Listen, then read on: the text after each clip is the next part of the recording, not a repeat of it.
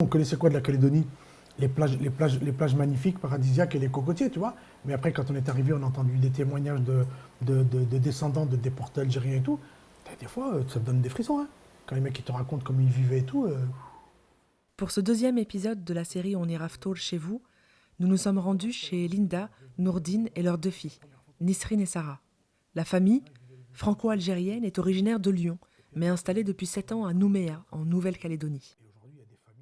Au menu, de la chorba, des briques, des confidences sur leur parcours de vie et des morceaux d'histoire, celles des Arabes majoritairement algériens qui, entre 1864 et 1921, ont été déportés par la France à l'autre bout du monde.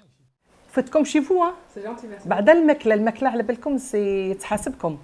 Si vous ne mangez pas comme chez vous, chez nous, on dit au-delà, تحاسبك C'est كرش. vrai. C'est vrai. Donc pourquoi tu m'as pas mangé? C'est en 2011 que la famille prend la décision de quitter la France. On avait envie de changer de vie, tu sais. C'est souvent qu'à la quarantaine, on se dit, tiens, on tourne la page, on fait autre chose et tout. C'est un peu ça. Et puis après, quand tu as envie de bouger, comme je disais, tu te trouves tous les arguments possibles pour partir. Donc, tu as la fiscalité, tu as la météo, tu as l'ambiance. Enfin, on a cherché plein d'arguments pour dire, allez, on y va, on ose, on fait le premier pas. Donc, on a vendu notre maison, machin, et puis on est venu. Et on est venu avec nos valises, on ne savait pas ce qu'on allait faire. Une envie de bouger, d'aller voir ailleurs, mais aussi de fuir un climat social devenu pesant, en particulier pour les musulmans. Mais en métropole aujourd'hui, c'est vachement agressif, quoi. D'accord ? Il y a une islamophobie ambiante qui est trop dure. C'est ce qui fait un peu que nous, on s'est tiré aussi. Hein. Il y a une dizaine d'années, on a senti ça venir en force et tout. Et je dis, non, on peut pas faire grandir nos enfants dans cette ambiance. Allez, on se tire. Bien que le mal avait déjà été fait, parce que les filles étaient déjà au collège et tout, mais on en avait marre de cette ambiance. Se tirer, oui, mais où ? À cette époque, Linda et Nourdine ne savent pas encore où ils poseront leurs valises. C'est en réorganisant des vacances, initialement prévues aux États-Unis, que la Nouvelle-Calédonie va s'imposer. On devait partir en voyage. On avait programmé un voyage aux États-Unis. Parce que déjà, allez, on va partir les States et tout. À la fin, l'agence chez qui on a pris les billets ont vendu plus de billets d'avion qu'il n'y avait de place dans l'avion. Du coup, il a fallu annuler et on s'est dit, bah attends, on va partir où? Parce que du coup, on voulait vraiment partir en vacances. Et là, il y a ma sœur qui dit, bah pourquoi on va pas en Nouvelle-Calédonie? Parce que mon père avait déjà parlé de ça des années auparavant. Elle avait retenu. Et du coup, on s'est dit, bah pourquoi pas? Ce qui fait qu'on est parti pendant 2 semaines au mois d'avril de 2011. 2011, c'est ça. 2011. C'est ça. Mois d'août, mon père il repartait là-bas et mois de novembre, on venait emménager ici. Donc, Ainsi, même s'il n'apparaît pas tout de suite comme une évidence, ce choix est loin d'être anodin. Depuis des années, Nourdine avait ce pays en tête, Khaldoun, la Nouvelle-Calédonie. Il avait traîné ce nom avec lui comme on traîne l'histoire familiale et avec elle, une partie de la grande histoire. Moi, depuis que je suis gamin, j'entends parler de Khaldoun dans ma famille. Khaldoun. Et un jour, j'ai dit à mon père, papa, c'est quoi Khaldoun? Il m'a dit, c'est la Nouvelle-Calédonie. Ok, j'avais entendu parler de la Calédonie, mais je ne situais pas. Puis un jour, j'ai regardé sur une carte, c'est loin, à côté de l'Australie, l'Algérie. Et il me dit, ben ouais, dans les années 1870, il y a eu une révolte en Algérie. Et les responsables de cette révolte, et tous les gens qui se sont joints à cette révolte, ont été déportés en Algérie. On s'est débarrassé d'eux, parce que c'était des fauteurs de troubles, et à la fois, il fallait coloniser la Calédonie. Ils ont fait un peu comme les Anglais ont fait avec l'Australie, ils y ont emmené, entre guillemets, toute la vermine qu'il y avait en Australie. En Algérie, ils n'y ont pas mis la vermine, ils ont emmené les gêneurs. Au total, ce sont près de 2000 Algériens qui sont condamnés au bagne et à l'exil en Nouvelle-Calédonie, à 18 000 km de leur terre natale. Si elle ne concerne pas toute la révolte de 1873 contre l'Empire français, les condamnations n'en demeurent pas moins politiques.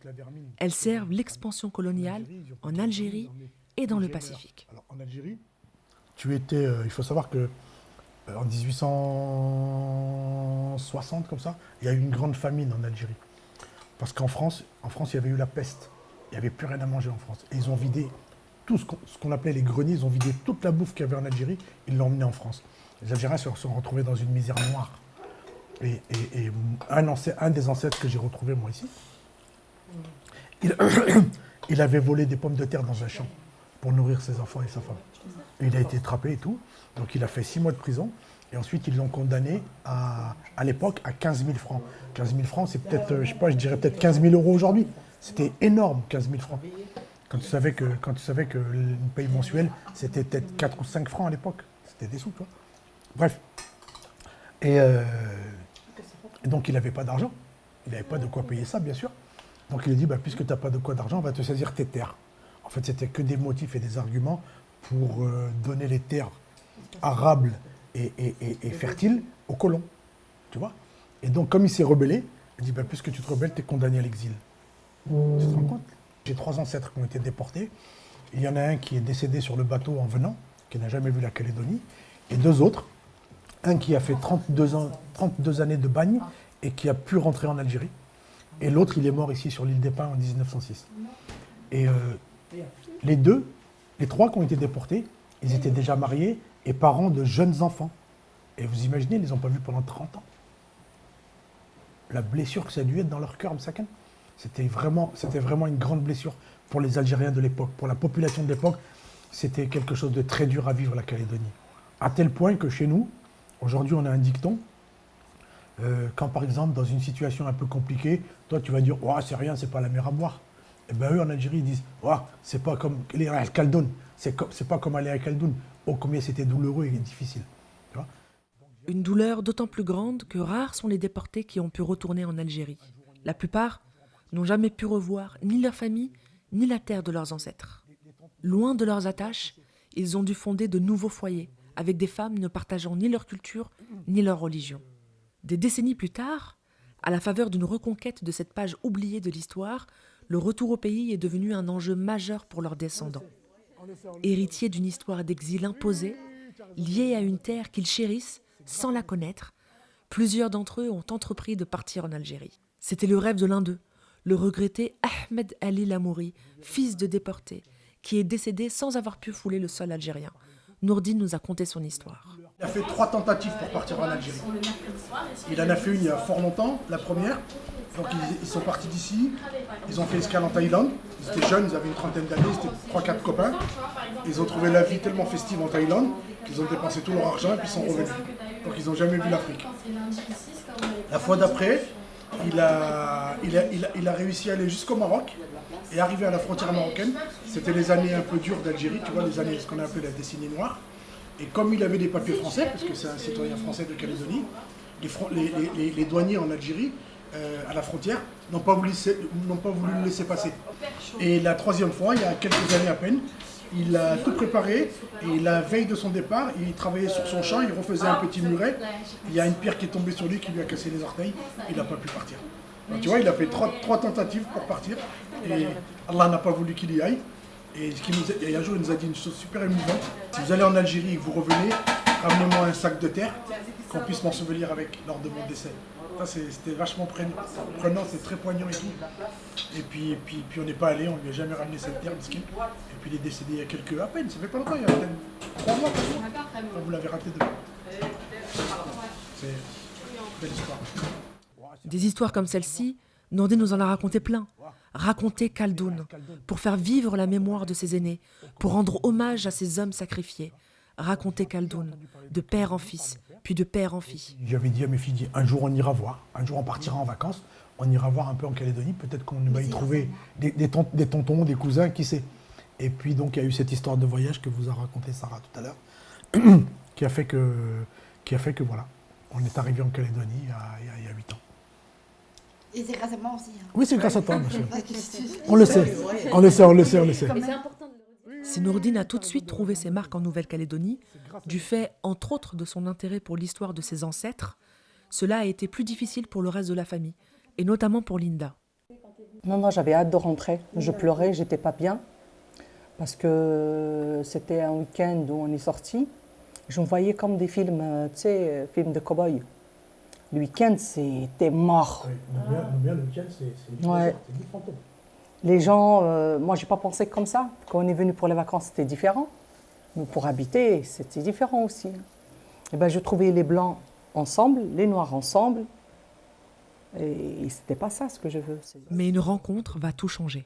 Il m'a amené voir une femme qu'il connaît. Elle est décédée 2 semaines après. Malika. Ouais. Et elle m'a dit non, Linda, je vais avoir un grand restaurant parce qu'elle était en train de vendre son snack. Elle m'a dit non, il faut attendre au moins 1 an. Et là, tu prends ta décision. Elle m'a dit 6 mois, c'est peu. Elle m'a dit moi aussi, j'étais pas bien. Et à la fin, oui, c'est vrai, quand j'ai eu le restaurant, etc., c'est vrai, ça a changé. Ouais. Il faut dire que Linda est passionnée de cuisine. Je suis née dans le couscous, je suis née dans les gâteaux, je suis née dans le pain, tu vois. Moi, je voulais faire la vraie cuisine de chez nous.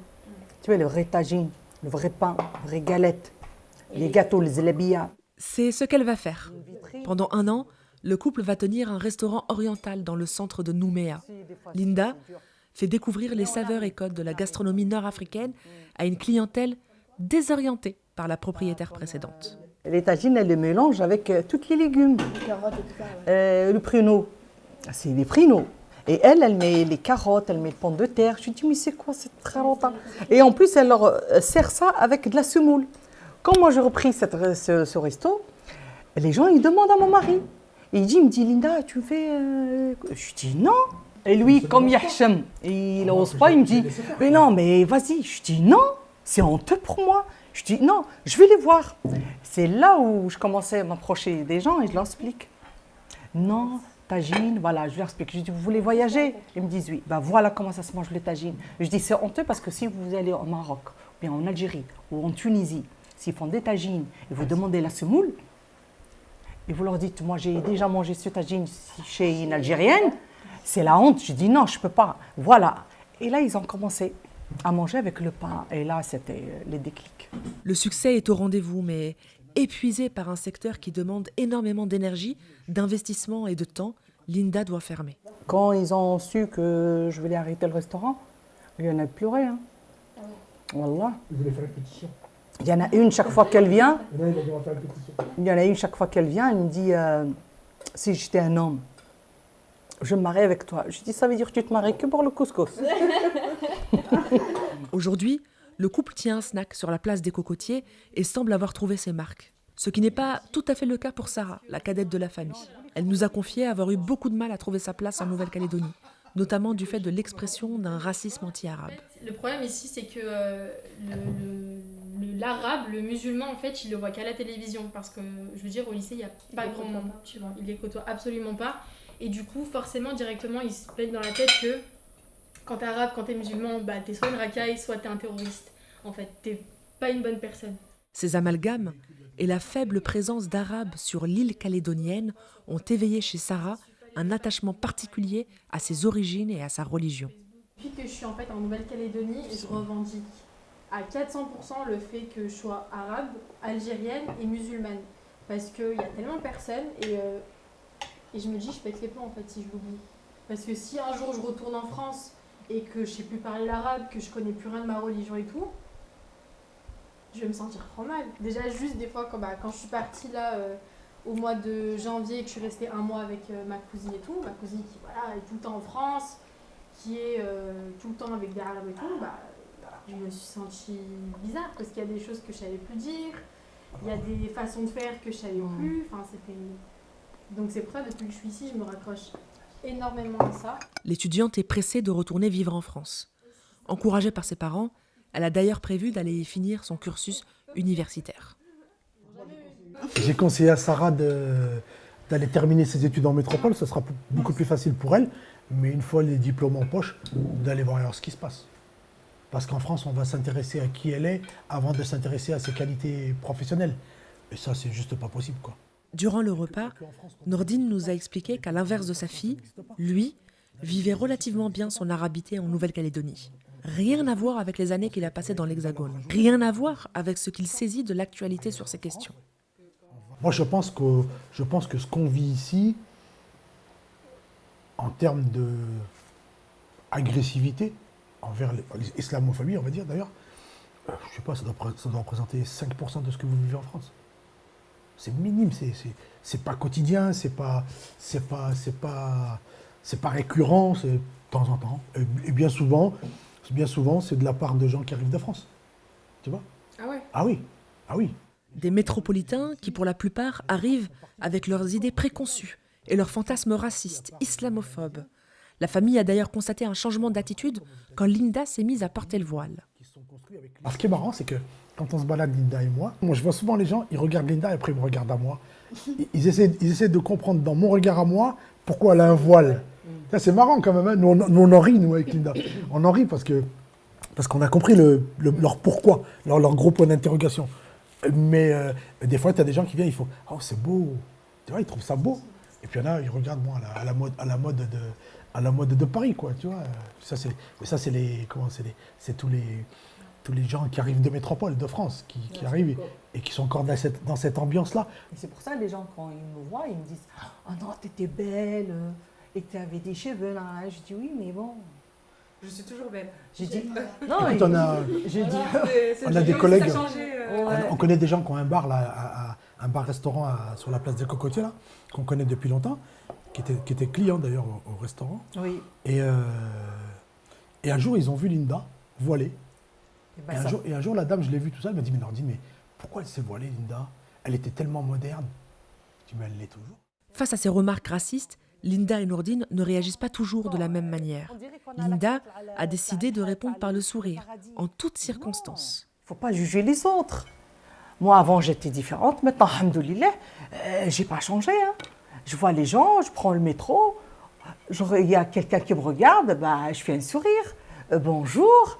Il y a les vieilles, pareil, et on commence à discuter. Tu sais, moi, je voulais aussi montrer l'islam, c'est comme le prophète, alayhi salatu wassalam. Tu vois, tu es souriante, malgré que tu montres. Souriant. Voilà, de leur expliquer. Même, tu sais, des fois, ils sont tellement lourds, tu as envie de leur dire, attendez, mais je fais ce que je veux. Eh bien non, moi, je prends le temps à discuter, à leur expliquer. Voilà, l'islam, c'est comme ça. Malgré que vous êtes chrétienne, mais je vous respecte et vous êtes la bienvenue. C'est eux, après, ils commencent à se lâcher. Alhamdoulilah, merci.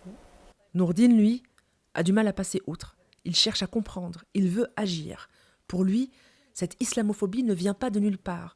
Elle est construite et nourrie par les médias français et les responsables politiques. Moi, c'est ce qui me fait dire aujourd'hui que dans notre pays, la France, les médias sont défaillants finalement.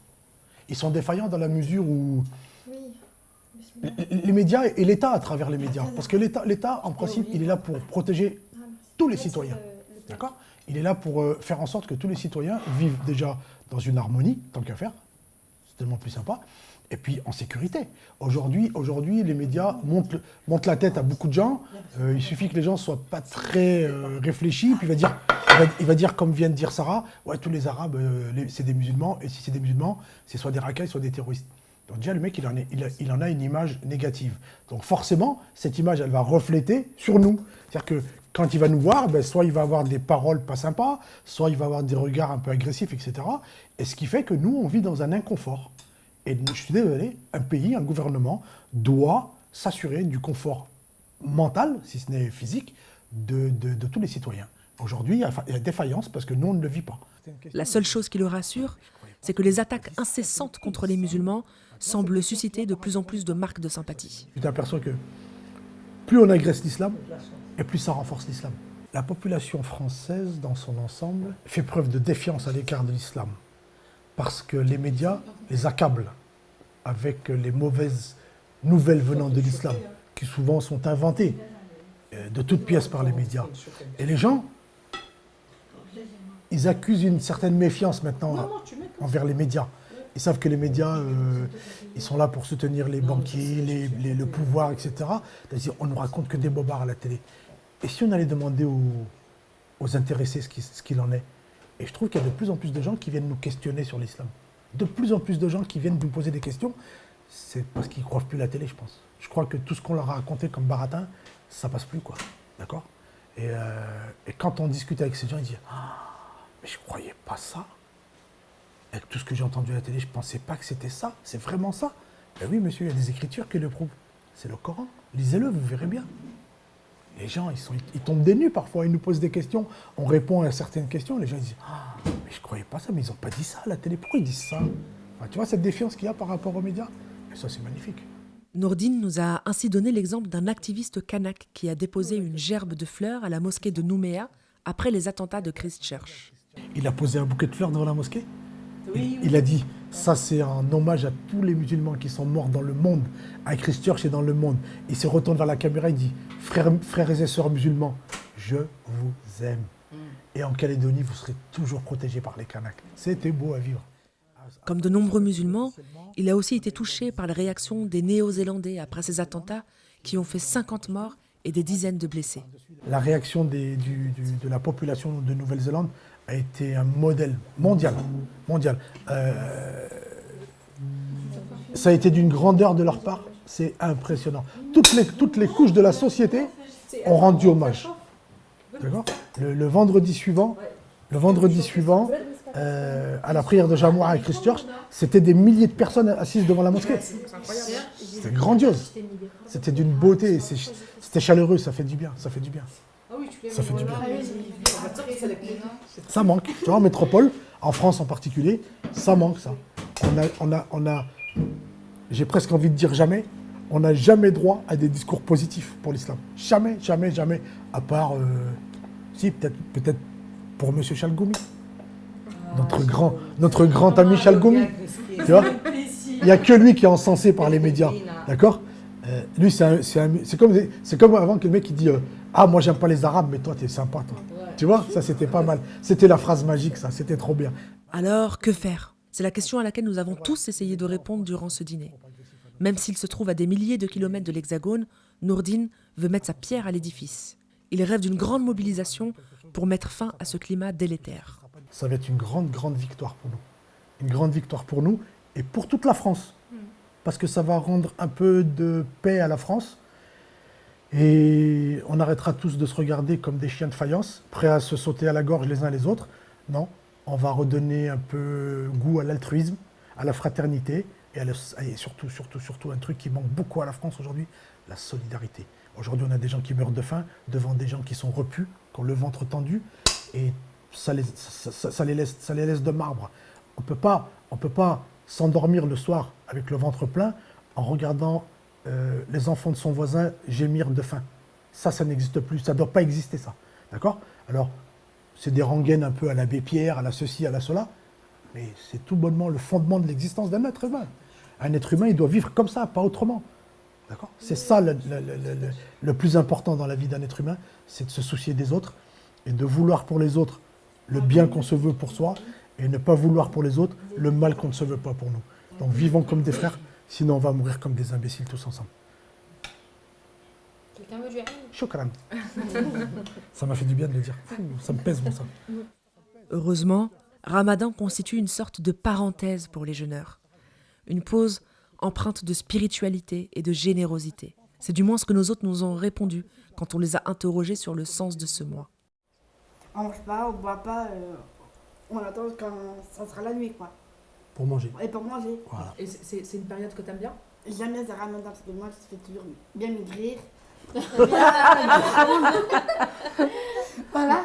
Comme elle a dit, c'est un mois sacré. Je pense aussi que c'est une façon de purifier son corps de toutes les bêtises qu'on peut manger tout au long de l'année. Parce que déjà, notre corps, il se repose, parce qu'on ne mange pas, donc forcément, l'estomac, il n'a pas à digérer n'importe quoi. C'est aussi une façon de se rappeler qu'il y a des gens qui n'ont pas mangé dans le monde. Donc on ressent un petit peu ce qu'ils vivent eux au quotidien, qui pour nous, en fait, ne dure que quelques heures. C'est aussi un mois de partage, comme on est en train de faire aujourd'hui. On n'a pas l'occasion de le faire souvent ici parce qu'il n'y a pas beaucoup d'Arabes à Nouméa, puis même de gens qu'on connaît, qu'on côtoie au quotidien qui font le ramadan, on n'en connaît pas beaucoup.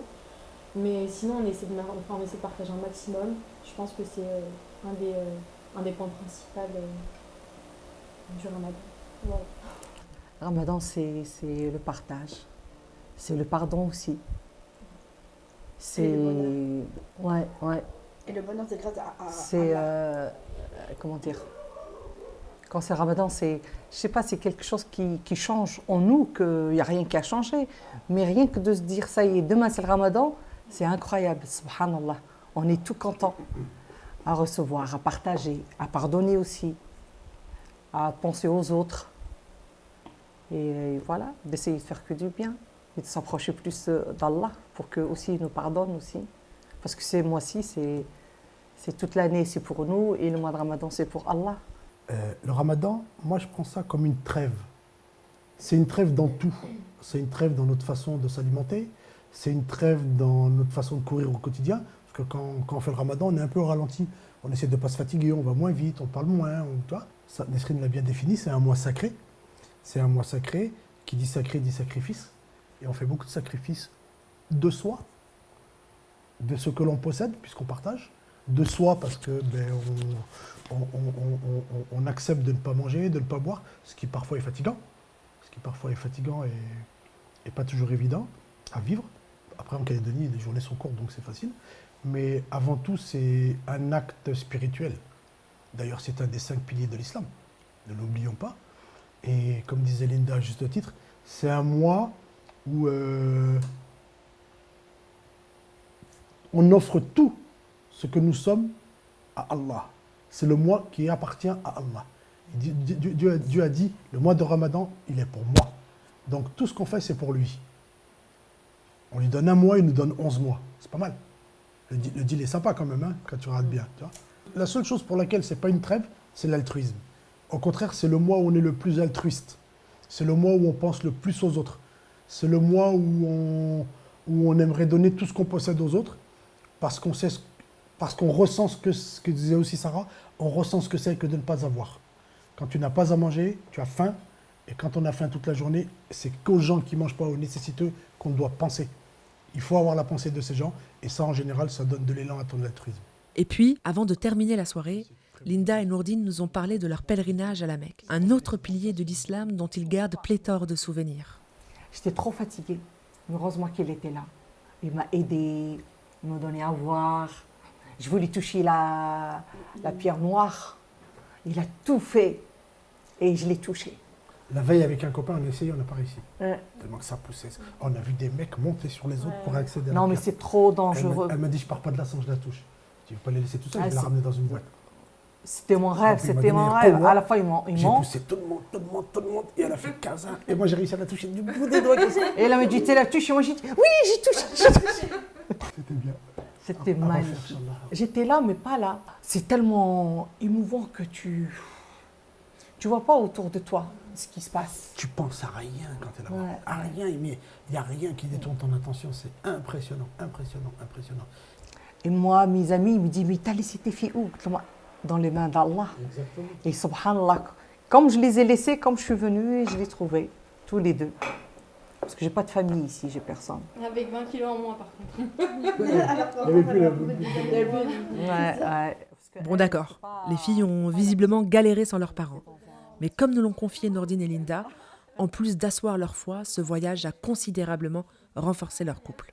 Il dit aussi. Oui, ça, c'est vrai, chérie. Ça vous rajoute 29 ans, hein. Et wakhdi. Allah يبارك. Wallah, bien. C'est le jour de mon anniversaire en plus pour mes 28 ans. Et ça, je ne l'oublierai jamais. De votre Et c'est que le début. Inch'Allah.